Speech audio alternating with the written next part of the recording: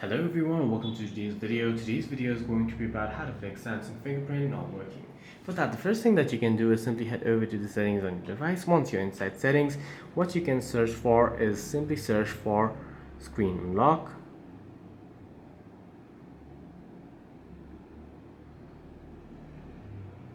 Tap on screen unlock again.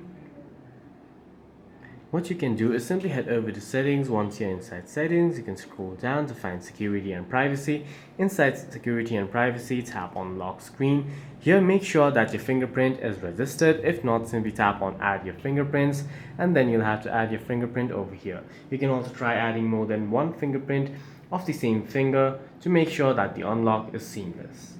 However, if the problem still persists, what you can do is simply head over to your quick settings, tap on the power icon, restart your device, wipe your screen, remove any screen protectors that you may have recently applied, try again, and if the issue still persists, you may have to visit the service center for further assistance, as it may be a hardware related issue. For any further questions, please feel free to leave a comment down below.